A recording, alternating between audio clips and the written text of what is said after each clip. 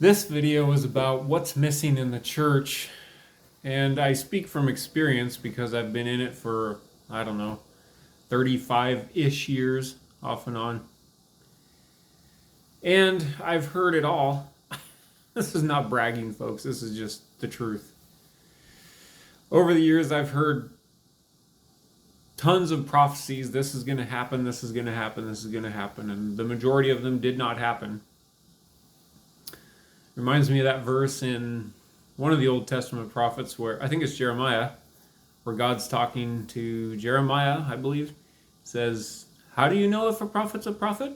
If the thing he prophesies comes to pass.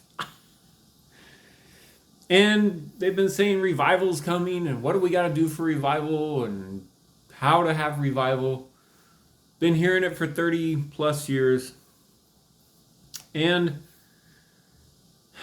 I've been told, and we've been told, not just me, what to do to change the world and win the world and bring revival and all these things. And I did it, we did it, and the world didn't change much, did in small ways, and some people's worlds changed. And revival didn't come, and well, here we are 30-ish years later. And thankfully, Jesus himself has, I say this in all humility, but it's true. He showed me what's missing in the church, and so I'm going to share it with us. Always preaching to myself. It's never me going, you. I hate that when preachers do that because it's us, right? Now, I'm not a preacher. Just a guy trying to shout on the rooftops what I hear whispered in my ear, okay? So, what's missing in the church is not more Christian discipline, not more Bible reading, not more prayer, not more serving, not more ministry, not better leadership, not growth plans. Sorry, Mr. Maxwell. Not more all kinds of things, right? All those things, not more fasting, not all these things, which are good things, and they have the good effect that they have, right? But as we've learned in life, the good is the eternal enemy of the best, okay? So what's the best? The best is what I'm about to share with you is what's missing in the church. The best is Jesus himself. He's the flipping best, folks. And I'm going to tell you exactly what's missing in the church. It's him. For the past 30-ish years, I have been taught to do everything on my own. And I did it. I laid on the floor prostrate. I served until I was blue in the face. I read the Bible inside out, backwards, forwards, frontwards. I did extreme things because I was constantly pushed to do this, to do this, to do this, to do this, to do this, to do all these things, right? To do it all. And so I did, and so did a lot of other people. And I watched some of them leave the church. I've watched some of them, now they're out listening to Metallica and smoking pot. Why is that, folks? Because they don't know what's really missing in the church. And you know what's missing in the church is Jesus himself. He brings revival. He changes the flipping world, folks. It's not us. I've done all the other stuff. I've fasted until I was blue in the face and they told me I looked like a what do they call that place? Like the people in the Nazi camps?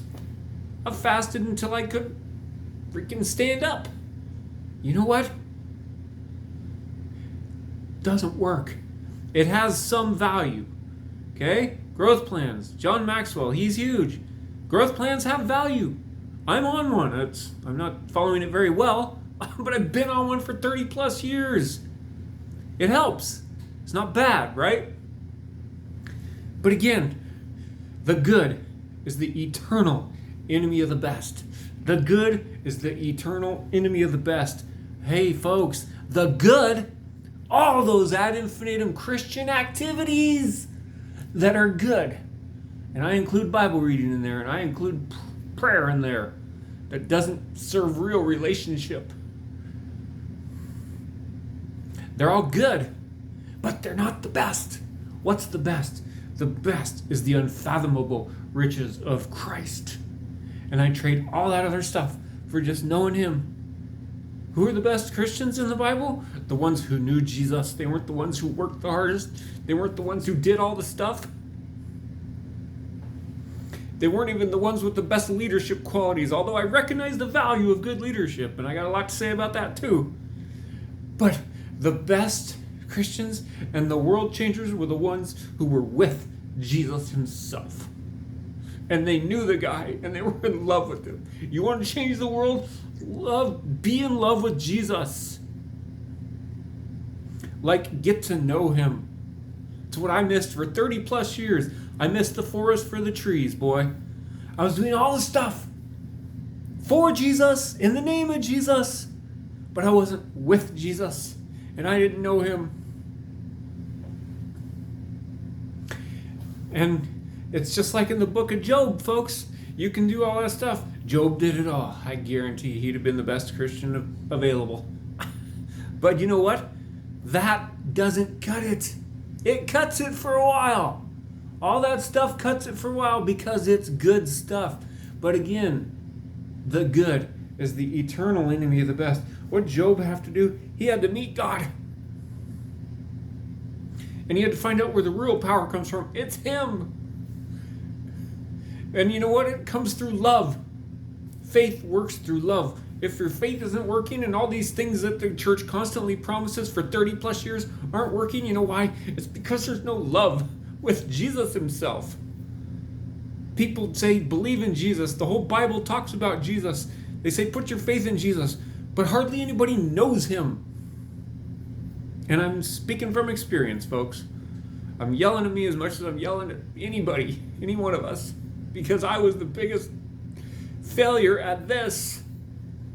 But I guarantee I'm never going to make that mistake again. I say with Robert the Bruce, I'll never be on the wrong side again. I'm never going to do all that stuff at the expense of knowing him and being in love with him. Not once will I ever do that again, because I know where it leads. Nope. You can do all those things to serve and to foster your love with him. But if you're not doing those things, if I'm not doing those things, any of us, we're not doing those things to foster love with God, with Yahweh, with Yeshua HaMashiach, with Jesus Christ himself. If you're not doing those things to serve love with him, the greatest commandment, and then love with others, then I wouldn't do them. Honestly, you're better off not doing them. Now, if you're doing them for those purposes, great. But it has to be in that order. You do those things to foster love with him. You don't do those things as a substitute for love with him. So, do we want to know what's missing in the church? I'll tell you exactly what's missing in the church. Jesus is missing in the church. You get him in the church and all that stuff will happen.